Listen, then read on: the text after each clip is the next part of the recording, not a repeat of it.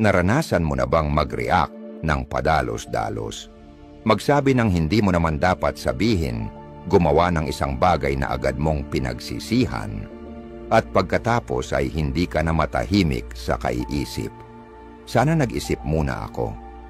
Sa mundong pinangungunahan ng emosyon kaysa rason, kung saan mas inuuna ng mga tao ang pumili ng panig kaysa umunawa, ang kakayahang huminto sandali at mag-isip ng malinaw bago kumilos ay isang bihirang biyaya. And ito ay isang bagay na maaari mong ibigay sa iyong sarili. Ito mismo ang inihahanda sa atin, tahimik ngunit matiyaga, ng isang sinaunang filosofiya sa loob ng mahigit 2,000 taon. Ang Stoicism, na minsang naging gabay ng mga emperador at mandirigma, ay hindi nagtuturo kung paano kontrolin ang mundo. Itinuturo nitong kontrolin mo ang iyong sarili. Tinutulungan ka nitong manatiling matatag sa gitna ng kaguluhan. Mag-isip ng malinaw kahit puno ng emosyon. At higit sa lahat, gumawa ng mga desisyong batay sa rason at hindi sa bugso ng damdamin. Kung ito ang uri ng taong nais mong maging, ang 7 tips sa video na ito ang perpektong panimulang punto. Una, linawin ang pangunahing issue. Isang karaniwang pagkakamali ng maraming tao kapag may kailangang desisyunan ay ang padalos-dalos na pagkilos. Parang bomberong sumasalpok sa apoy nang hindi pa alam kung saan talaga nagsimula ang sunog. Tumatalon sila sa bagong dieta, nagpapalit ng trabaho, bumibili ng online course, lahat yan ng walang linaw. Ang tanging malinaw sa kanila ay ang emosyonal na pagtulak sa likod nito. Pagkabalisa, pagkabagot, pagsisisi, o takot na maiwanan. Pero sa diwa ng Stoicism, walang dapat gawin hanggat hindi mo pa malinaw na naiintindihan kung ano talaga ang hinahabol mo. Ilan lang ang masayang sa oras kaysa sa mabilis na pag-akyat sa hagdan, tapos saka mo lang mapagtatanto na nakasandal pala ito sa maling pader. Ang akala nating mga layunin ay madalas na mga anino lang, baluktot na refleksyon ng ating ego. Maaring sabihin ng isang tao na gusto niyang pumayat para maging malusog, pero ang totoo, gusto lang niyang humanga ang iba sa kanya kapag sinuot niya ang lumang bestida. Hindi masama ang layuning yan, pero nakaliligaw kung iniisip mong tungkol ito sa kalusugan.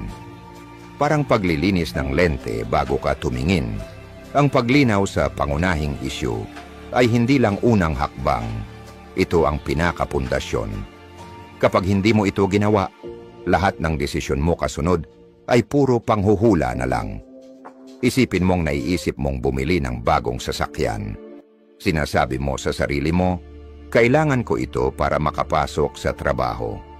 Pero kung hihinto ka sandali at tanungin mo, para saan ko ba talaga kailangan ang sasakyan? Maaring magulat ka sa sagot. Baka naman 5 kilometro lang ang biyahe mo kada araw, kadalasan sa loob lang ng syudad, at madalas ay mag-isa ka lang sa loob. Bakit bibili ng malaking SUV na malakas sa gasolina kung ang dahilan lang ay para magmukhang propesyonal? Baka mas akma sa pangangailangan mo ang isang maliit na hatchback. Pero maraming tao ang gumagastos ng daan-daang libo, minsan milyon, para lang makuha ang pag-apruba ng iba. Tapos mababaon sa utang buwan-buwan dahil hindi man lang nila naitanong, ano ba talaga ang gusto kong makamit dito? Ang pagtatanong ay isang makapangyarihang kasangkapan. Pero hindi lahat ng tanong ay nakakadala sa katotohanan. Ang mga mabubuting tanong ay malalim. Imbes na, ano ang pinakamabilis na paraan para pumayat ng 5 kilo? Itanong mo, anong klaseng pamumuhay ang magbibigay sa akin ng sapat na enerhiya para magawa ko ang pinakamainam kong trabaho araw-araw? At kaya ko ba itong panatilihin? Ang malinaw na tanong ay parang flashlight sa loob ng madilim na kuweba. Hindi lang nito ipinapakita ang daan, kundi pati na rin ang mga patay na dulo. Ang pangmatagalang tagumpay ay bihirang nagsisimula sa paano ako mananalo, kundi sa anong laro ba ang nilalaro ko at bakit ko ito pinili. Ang Stoic na pag-iisip ay hindi malamig. Ito ay matatag at malinaw. Kapag ang isang Stoic na pilosopo ay humaharap sa isang desisyon, hindi siya agad nagpaplano. Humihinto muna siya at sinusuri ang motibo niya. Ginagawa ko ba ito dahil tunay ko itong nais o dahil may kinatatakutan ako? Sa panahong laging ipinaalala ng social media kung gaano tayo naiiwan, ang manatiling totoo sa sarili ay isang tunay na gawa ng tapang. Ang pagpili ng plant-based diet para sa kalusugan ay isang bagay. Ang pagpili nito para lang makapag-post ng healthy lifestyle sa Instagram ay ibang usapan na. Subukang isulat ang 3 panloob na dahilan kung bakit gusto mong magbago. Halimbawa, magpalit ng karera. Maaring ganito, gusto kong lumago. Gusto kong mahamon. Gusto ko ng mas dynamic na kapaligiran. Pagkatapos isulat mo rin ang 3 panlabas na dahilan. Walang nakakaintindi sa akin sa kasalukuyang trabaho. Lahat ng kakilala ko ay nagpapalit na. Natatakot akong magmukhang stagnant. Kapag malinaw mong nakita ang parehong panig, malalaman mo kung ikaw ba ay ginagabayan ng panloob na layunin o ng panlabas na pressure. Hindi naman laging mali ang mga panlabas na motibo, pero kapag sila ang nangingibabaw, mas malamang na mawalan ka ng saysay kalaunan. Walang nagtuturo sa atin kung paano mag-isip. Kadalasan, automatic tayong nagre-react, parang pagtaas ng kamay para sa lagi ng isang bagay na paparating. Pero ang critical thinking ay sinasadya. Ito ang sining ng pagbagal, pagsuri, at pagtanggal ng mga patong-patong na dahilan sa likod ng layunin mo.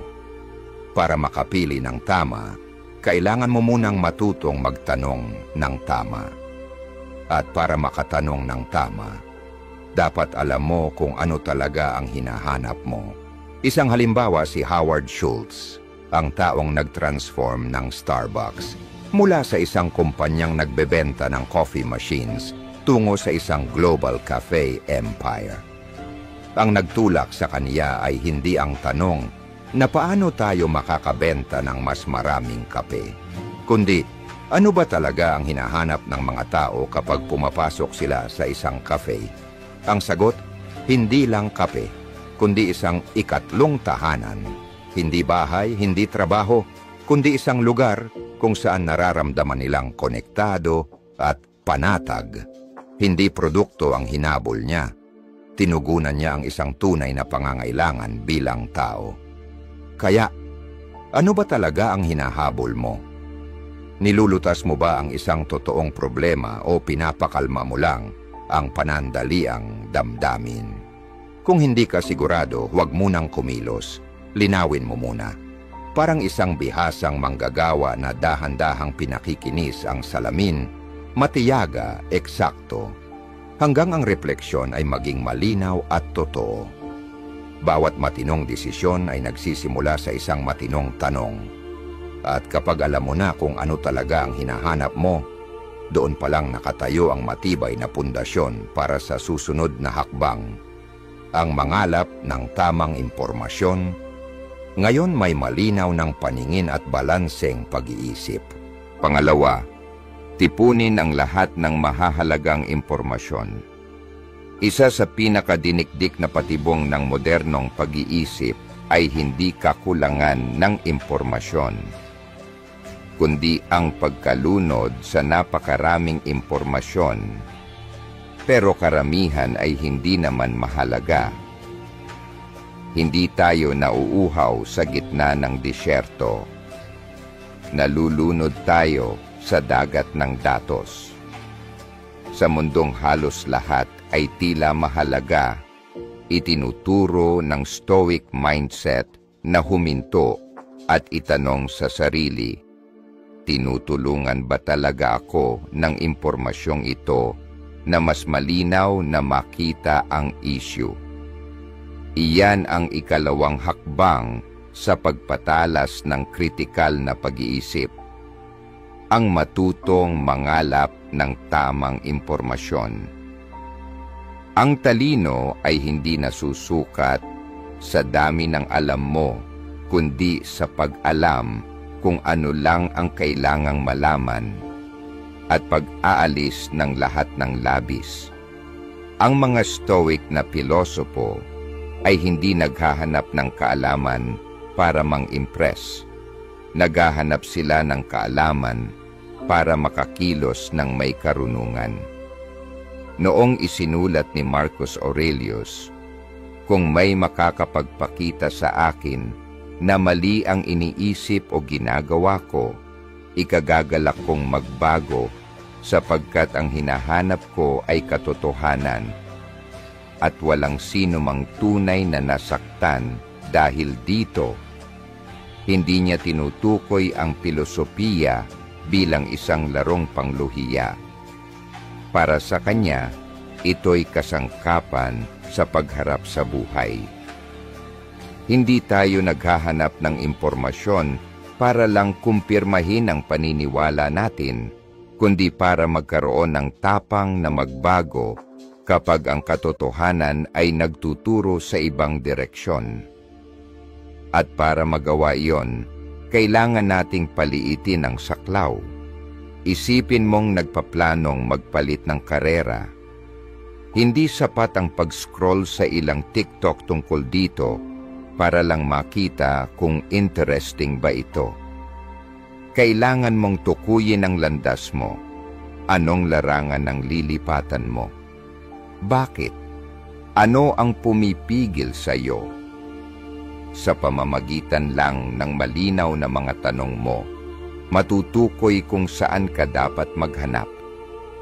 Mga ulat tungkol sa job market, karanasan ng mga taong nag-transition sa parehong field, at mga insight mula sa mga recruiter.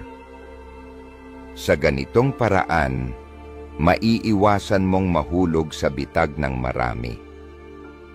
Ang pag-aakalang pananaliksik na ang ginagawa nila, pero ang totoo'y habol lang nila, ay views at likes. Pagkatapos, kailangan ng balanse. Huwag umasa sa isang uri lang ng source. Hindi puro academic paper lang o puro personal na kwento lang. Kung nag-aaral ka tungkol sa mindfulness meditation, ang scientific study ay nagbibigay ng datos. Ang video ng isang monghe ay nagtuturo ng presensya at paghinga, at ang personal na kwento ng isang taong nakarecover sa trauma ay nagbibigay ng lalim at damdamin. Ang impormasyon ay hindi lang naninirahan sa mga laboratorio. Nasa gitna ito ng datos at karanasan. Pero ngayon, may bagong panganib, bias sa pinanggagalingan ng impormasyon. Ang taong nagbebenta ng resume course ay palaging may research na nagpapatunay na ang CV ang susi sa pagkuha ng trabaho. Ang mga supplement seller ay may mga siyentipikong pag-aaral na sakto lang na pabor sa produkto nila. Ang isang Stoic ay hindi basta-basta naniniwala, pero hindi rin agad-agad tumatanggi. Marunong silang magbasa sa pagitan ng mga linya at magtanong, sino ang nakikinabang sa impormasyong ito? Isa ba itong objetibong katotohanan o isa lang madaling tanggapin na convenient truth? Dito na mahalaga ang pag-oorganisa ng impormasyon. Huwag umasa sa memorya mo lang. Gumamit ng charts, mind maps, o kahit color-coded sticky notes para paghiwa-hiwalayin kung alin ang fact, opinion, o emosyon. May isang negosyante na nagsabing, bago siya magdesisyon sa isang investment, Gumagamit siya ng simpleng chart na may 4 na column: pinagmulan, uri, kredibilidad, posibleng epekto.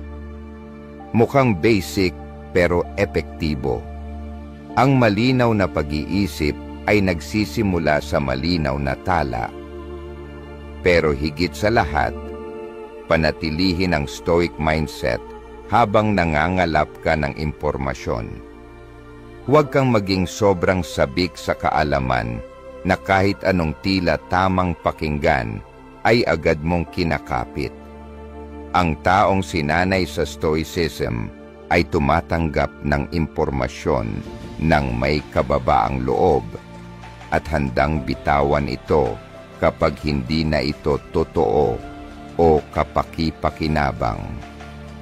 Ang karunungan ay hindi tungkol sa pagiging palaging tama.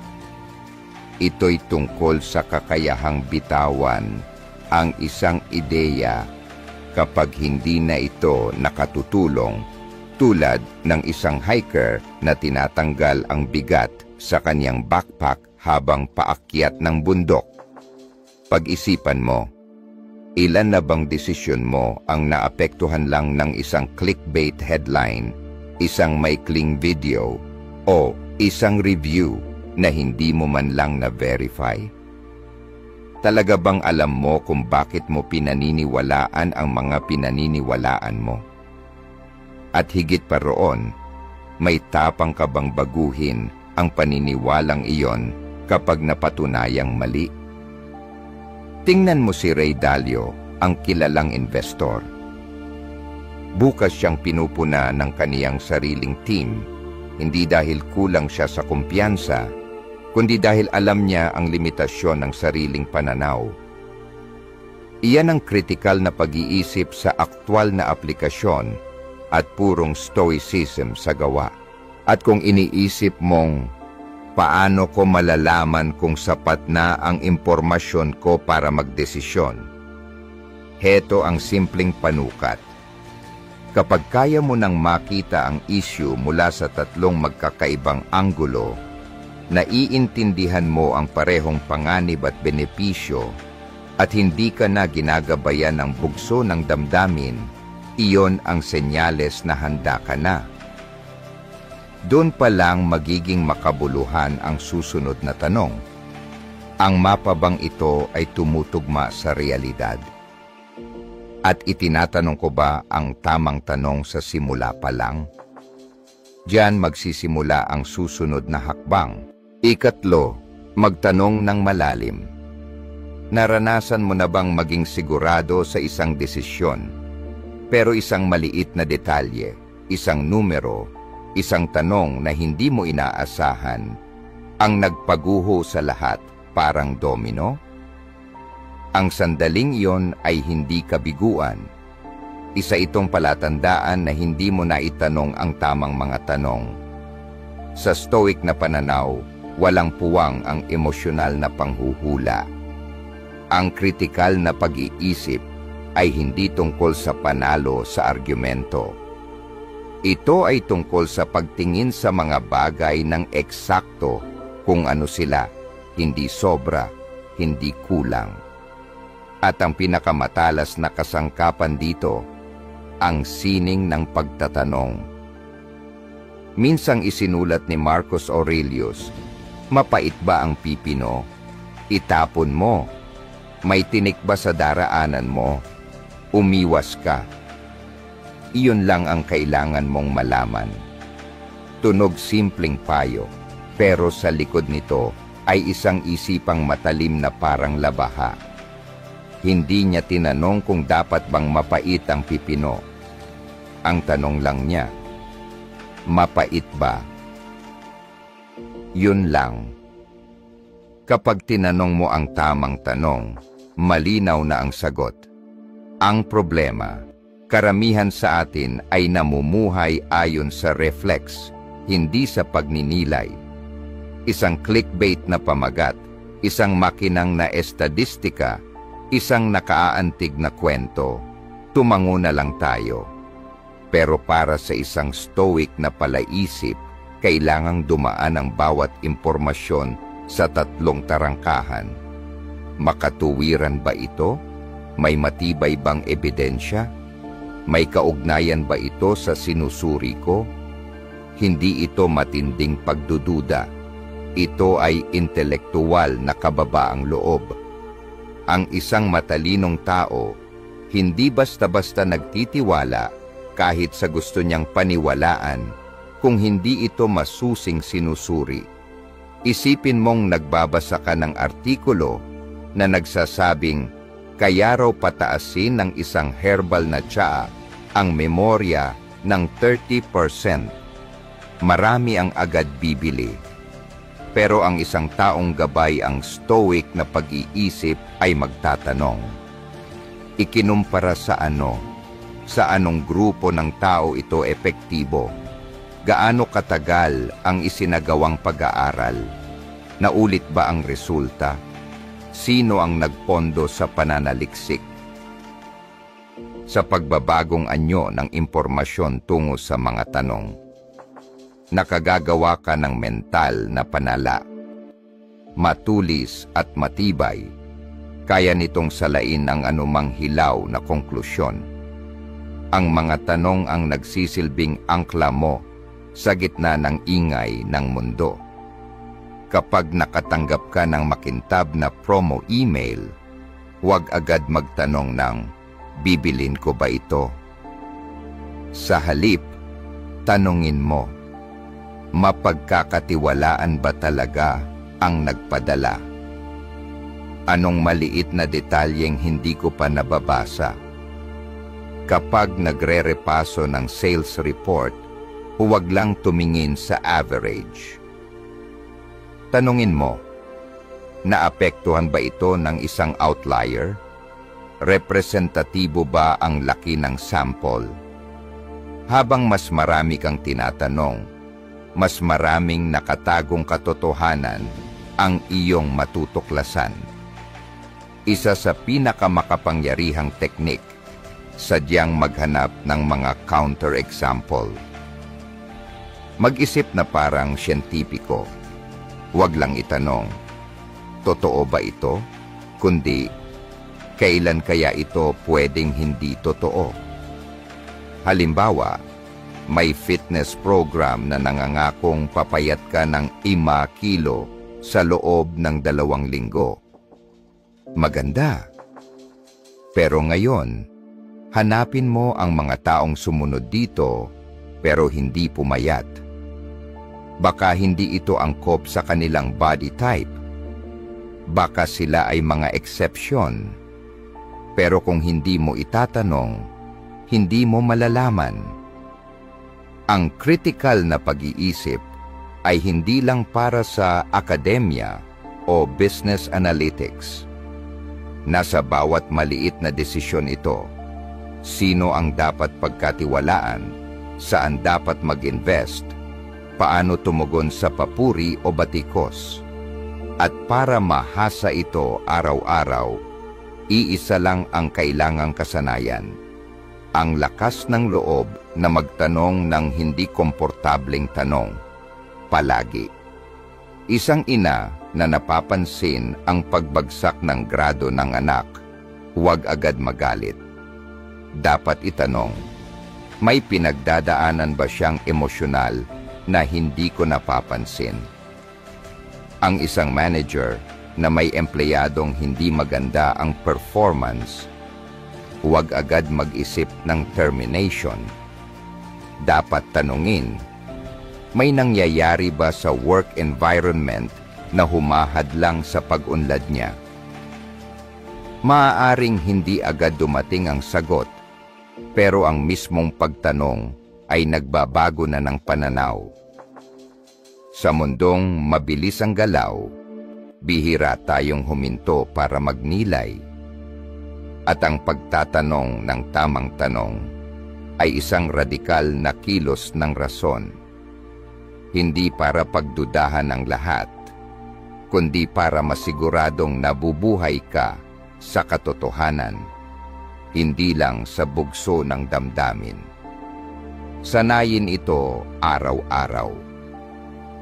Kapag may bagong impormasyon, bago ito paniwalaan, ikalat o aksyonan, tanungin mo ito ng hindi bababa sa 3 tanong. Maging istrikto na parang hukom, maging alerto na parang doktor. Dahil kung hindi mo ito tatanungin, ang buhay ang siyang magtatanong sa iyo sa mas mabigat na kapalit. At kapag bihasa ka na sa sining ng pagtatanong, panahon na para umangat pa, ang matutong basahin ang kahihinatnan ng bawat desisyon. Ang kaalaman sa katotohanan ay hindi sapat. Ang isang stoic na palaisip ay laging tanaw ang maaaring mangyari. Kaya paano mo susuriin ang pangmatagalang epekto ng isang desisyon nang hindi nadadala sa panandaliang pakinabang? Iyan ang leksyong naghihintay sa susunod na hakbang. Ika-4, timbangin ang mga implikasyon at kahihinatnan. Isipin mo ito. Nakatayo ka sa isang silid na puno ng mga switch. Bawat isa ay nagpapailaw, pero hindi lang isang bombilya ang naaapektuhan. May mga nagpapailaw ng buong hilera ng kumikislap na ilaw. Ang iba naman ay nagpapakilos ng bentilador.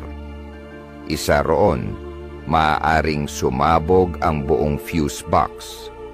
Ganyan din ang bawat desisyong ginagawa natin.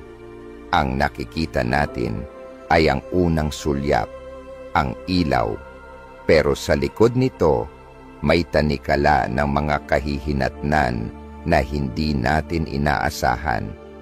Ang matalas na palaisip na nakaangkla sa mga prinsipyo ng stoicismo ay hindi lang humihinto sa kung gawin ko ang A, mangyayari ang B. Ang tanong niya, ano ang susunod sa B? At pagkatapos niyon, ano pa ang susunod? Madalas tayong natutokso sa kung ano ang madali at agad-agad ang nakalilitaw sa ibabaw ng yelo. Kaginhawaan, aliwalas, mga mabilisang panalo. Pero hindi tayo tinuturuan ng stoicismo na habulin ang magagandang pakiramdam. Tinuturuan tayo nitong silipin ang likod ng anyo at tingnan ang ubod ng mga kahihinatnan. Minsan ay isinulat ni Marcus Aurelius, tanungin mo ang sarili mo sa bawat sandali, kailangan ba talaga ito? Isang simpleng tanong, pero kung tunay mong ipapatupad ito sa bawat kilos mo, mas magiging disiplinado ka, mas tutok, at mas kakaunti ang pagkakamaling magagawa mo. Nakaakit ang agarang gantimpala. Ang 0% interest credit card ay parang sagip sa oras ng kakapusan. Pero ano ang susunod? Mas maluwag kang gumastos, lumalagpas sa budget, at makalipas ang ilang buwan, sisimulan na ang interest, kasama ng stress, presyon, at pakiramdam ng pagkakakulong. Ang akala mong ginhawa, naging lubid sa leeg. Kung may mas malawak kang pananaw, sana ay naitanong mo, saan ko kukunin ang pambayad dito? Paano kung mawalan ako ng kita? At hindi lahat ng kahihinatnan ay tuwiran. May mga pagpiling sa unang tingin ay walang epekto, pero lumalawak ang alon sa paraang hindi natin inaasahan. Halimbawa, bumaba ang presyo ng gasolina. Masaya ka at nakakatipid bawat buwan. Pero tumataas ang konsumo, lumalapot ang trapiko, sumisipa ang polusyon. Kumakalat ang mga sakit sa paghinga, tumataas ang gastusin sa kalusugan. Ang mga epekto ay maaaring hindi agad kumatok sa pinto mo. Pero darating din yan sa anyo ng pambansang utang o sa ubo ng isang batang mahal mo. Hindi sumusunod ang stoic na pag-iisip sa emosyon o sa opinyon ng karamihan. Kumilos ito na parang estrategista. Laging sinusuri ang mga susunod na mangyayari. Ang isang aksyon ay may kaakibat na panandaliang resulta na magbubunsod ng panibagong epekto na susundan pa ng mas malalim at mas malalayong kahihinatnan. Bawat patong ay maaring mahirap makita, pero hindi ibig sabihin nito na hindi na ito totoo. Subukang iguhit ang mapa ng mga epekto tuwing may mahalagang desisyon kang hinaharap. Minsan, sapat na ang papel at panulat o kahit simpleng mind mapping app para makita ang mga domino bago sila magsipagbagsakan. At kapag nakita mong may negatibong kahihinatnan na hindi na maiiwasan, huwag basta sumuko. Bawasan ito. Halimbawa, nasa mahigpit kang dieta para pumayat pero nararamdaman mong kulang ang nutrisyon mo. Huwag agad huminto. Itanong, pwede ba akong uminom ng vitamins? Dapat ko bang ayusin ang plano? Ang mga stoic ay hindi tumatakas sa hirap. Umaangkop sila at mas lalong tumitibay sa bawat pasyang pinapatalas nila. Muling napatunayan ito ng kasaysayan. Madalas ang hindi inaasahang kahihinatnan ang siyang humuhubog sa kapalaran.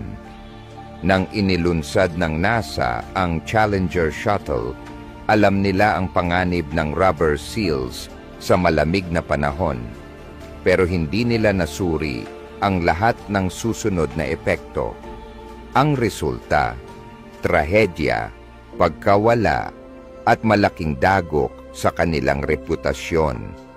Hindi dahil pabaya sila, kundi dahil hindi sila tumingin ng sapat sa hinaharap. Sa sarili mong buhay, natanong mo na ba ang sarili mo ng ganito? Kung gagawin ko ito, ano ang ibig sabihin nito sa loob ng 3 buwan? Sa loob ng 3 taon? Subukan ng isang simpleng kasangkapan, ang 10-10 rule. Kapag nahaharap sa isang desisyon, itanong, ano ang mararamdaman ko tungkol dito sa loob ng 10 minuto? Sa loob ng 10 buwan? Sa loob ng 10 taon? Maaring baguhin ng sagot mo ang susunod mong kilos. Hindi ito banayad na paanyaya. Simula ngayon, tingnan mo ang buhay na parang chessboard. Huwag kang maging manlalarong isang galaw lang ang iniisip. Matutong silipin ang 3, 5, kahit 7 galaw pasulong. Hindi ginagantimpalaan ng buhay ang marunong lang tumugon. Ginagantimpalaan nito ang mga marunong umaninag sa hinaharap. At kung nakarating ka na sa puntong ito, binabati kita.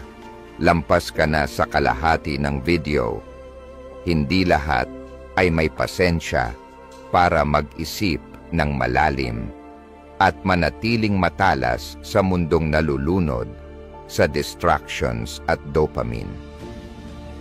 Kung may nakuha kang halaga mula rito, pindutin ang subscribe para patuloy tayong maglakbay sa landas ng stoic na linaw at tibay ng isipan. Marami pa ang naghihintay. Huwag kang aalis. 5, tingnan ang pananaw ng iba. Isang karaniwang pagkakamaling madalas gawin ng matatalinong tao ay ang akala nila'y nakita na nila ang buong mapa dahil lang nakatayo sila sa mataas na burol. Pero ang totoo, bawat pagbabago ng pananaw ay binabago rin ang tanawin. Hindi lang ito leksyon sa heograpiya. Ito'y isang pangunahing prinsipyo ng critical thinking, lalo na kung nais mong linangin ang kalinawang itinataguyod ng pilosopiyang Stoic. Sa panahong ang tama at mali ay madalas kinukulong sa ilang galit na linya sa social media, ang matutong tumingin sa mundo gamit ang iba't ibang lente ay hindi na opsyonal. Isa na itong kasanayang kailangang-kailangan para mapanatili ang malinaw na pag-iisip at malayang pananaw. Naranasan mo na bang mainis sa isang taong sumusuporta sa politikong sa paningin mo ay moral na kabulukan? O kaya'y magtaka sa matalik mong kaibigan na bigla na lang nag-resign kahit mukhang maayos naman ang trabaho niya? Sa halip na isantabi sila at manirahan sa kaginhawaan ng isang panig na pag-iisip, subukang lumagay sa kanilang posisyon. Hindi para sumang-ayon, kundi para umunawa. Baka naman hindi bulag ang taong iyon na sumusuporta sa politiko. Baka pinahahalagahan niya ang pagkakakilanlang kultural, representasyon, o simpleng ang pakiramdam na may nakikinig sa kanya. Hindi ibig sabihin nito na mali sila. Iba lang ang kanilang inuuna. Gaya ng paalala ng mga Stoic, hindi dapat tayong magalit sa mga mukhang naliligaw. Hindi nila sinasadyang gumawa ng mali. Gumagawa lang sila ng tama ayon sa pagkakaintindi nila.